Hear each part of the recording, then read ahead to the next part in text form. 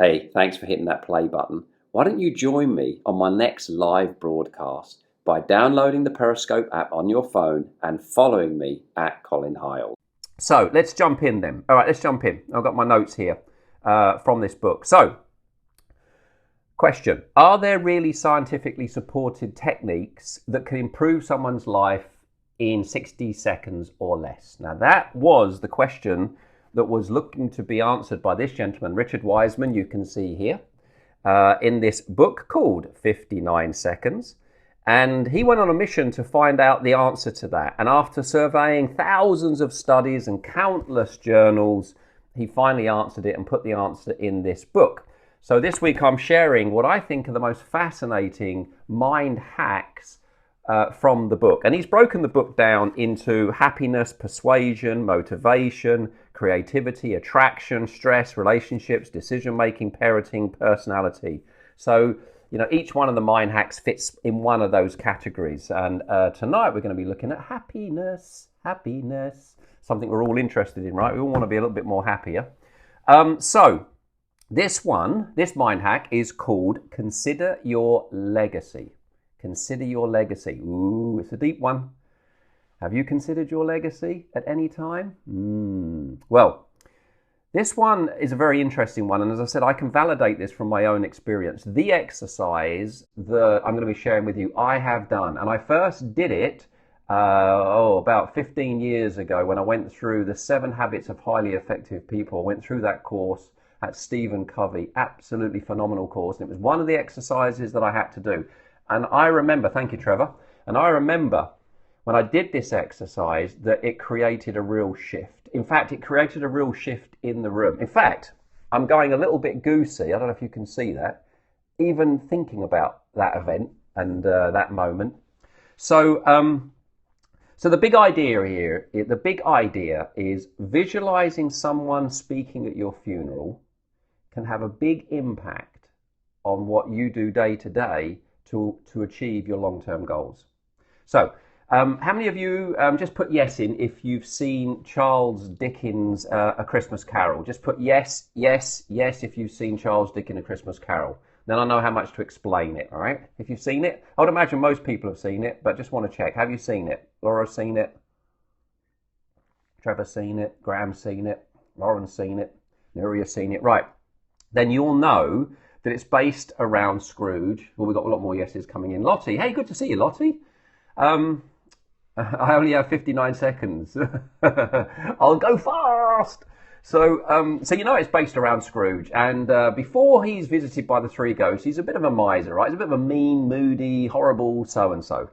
So what happens is one night, those 3 ghosts, well, the first 2 ghosts show up, right? And what they do is they kind of show him past and present, which is really showing him how his selfish behavior is creating his life, his loneliness, and his miserable, right?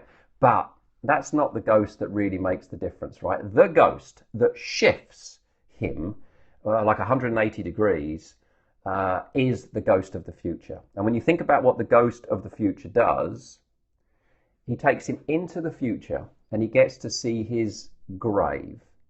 His grave, it's ill kept and it's kind of forgotten.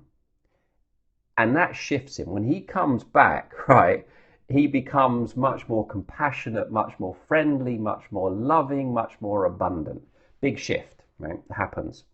Now, that's the effect of going into the future and getting a long-term view and really getting clear on what your legacy is. And psychologists have found that if we do that, if we deliberately do that, we can actually get a very similar result, a very similar experience. Now, so where's the studies? So Wiseman, in his book, 59 Seconds, this is the book that I'm talking about here, shares a number of studies, but I just want to share one with you, right? This is an interesting one. Check this out. So a number of people were stopped in the street. It doesn't say how many people, but they were asked to use a 10-point scale to rate their favorite charity. And they had a number of questions. Like one of the questions was in there, how beneficial is this charity to society?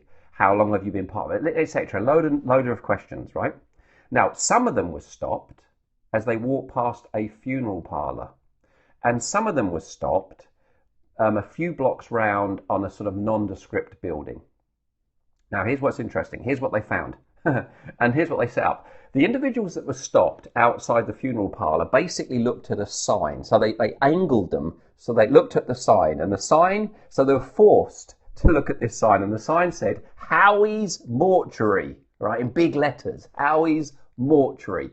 And as the interviewer were asking them the questions, that's what they were looking at, Howie's Mortuary. And what they found is it produced like the Scrooge effect. That those facing the sign, and only those facing the sign, all right, were found and had to really own up to their own death. They're almost facing the fact that, yeah, you know, one day you are going to pass away, all right?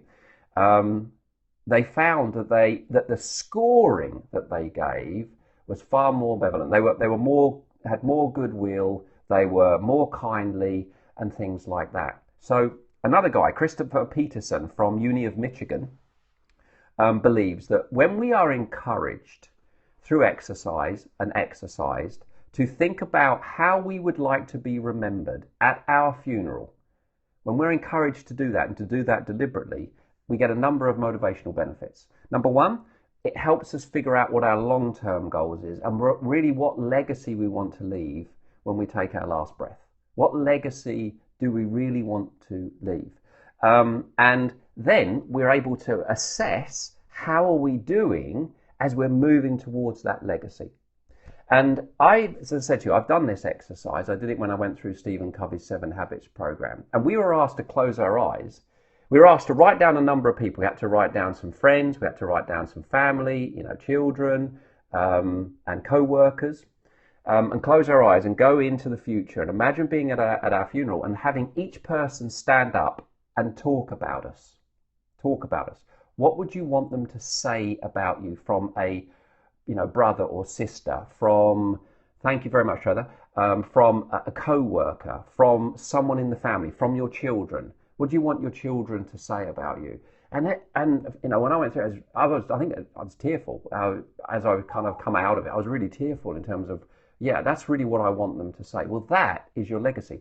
What I also found is that quite often we set goals that are about having and doing. You know, we don't really set goals around being. And I realized that actually everything that they were saying was about my beingness, how I was being in their present, caring, compassionate, loving, supportive. These are all ways of being.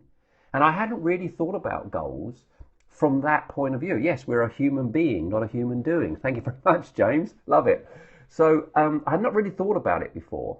Now I'm going to take a swig of tea. Just if you've done this exercise, just put yes in. How many of you have actually really done this? Not thought about it as in, yeah, I read it in a book already. I've actually done it. Who do you want to be? Yes, great question. So who's done this? Anyone that's on here? We've got about 25 of you in the chat. Graham's not done this before.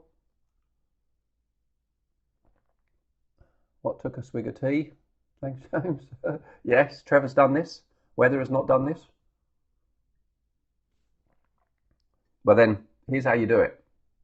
Okay, so here's how you do your own. No, I haven't. Right, and then all of you, I reckon, those that haven't done it, do this exercise. Don't play lip service to this now. It doesn't take very long. It's not like it's a long exercise. It's actually a quick exercise. They actually, there's another piece of research that says just getting someone to visualize for 1 minute of their funeral can have a big effect on your happiness in the moment, which can actually last quite a long time. Just getting clear on how you want to be changes the way you behave now. So here's what you're going to do, right? You're going to, not now, but this is an exercise. You're going to literally go and close your eyes. You're going to take yourself into the future. You're going to imagine that you're at your funeral, and you're going to have a number of people by your choice that's going to stand up and they're going to talk about you, and they're going to say what you would love them to be saying about you. What would you want a family member? What would you want, a brother or a sister, or a daughter or a son, or a co-worker, or an aunt or an uncle? What would you want them saying about you, right? And then when you open your eyes, you write down everything that they said. Done my obituary. You've done it, Nuria. Fantastic. Yes, you know how powerful it is then. You write down everything that you say. Then you take a good, honest look at how you're behaving today. Oh no, so nobody's bothered to come to my funeral. Oh, that's not nice. Of course there'll be people that will come to your funeral. It's in your imagination, right? You could have hundreds there, my goodness sake. You know? You could have thousands there coming to see you. You could be that popular. It's all in your imagination at the end of the day. So what do you want them to say about you? What would you want someone that barely knew you to say about you? What would you want someone who really knows you to say about you? All right? What impact do you want to have whilst you're here on this planet? And then what you do is you take a good honest look as to, okay, so how am I behaving today? Am I behaving consistent with this? And if not, then you've got to do a little bit of alignment. You've got to do a little bit of a shift. Now that tends to happen quite naturally if you do the exercise. That's what I found. If you do the exercise, that happens as a consequence. And that's what the researchers have found, right? Hey, before you go, I'd like to offer you something very special. 4 advanced mind power training videos, yours absolutely free. In video number 1, we look at how to overcome subconscious sabotage syndrome. In video number 2, how to get into the optimum state to achieve your goals. In video number 3, how to activate the law of attraction with mind power. And video number 4, how to stop negative thinking and program your subconscious mind for success. Now, these 4 videos are designed to do one thing, and that's to help you achieve your goals, your aims, quicker, faster, and easier.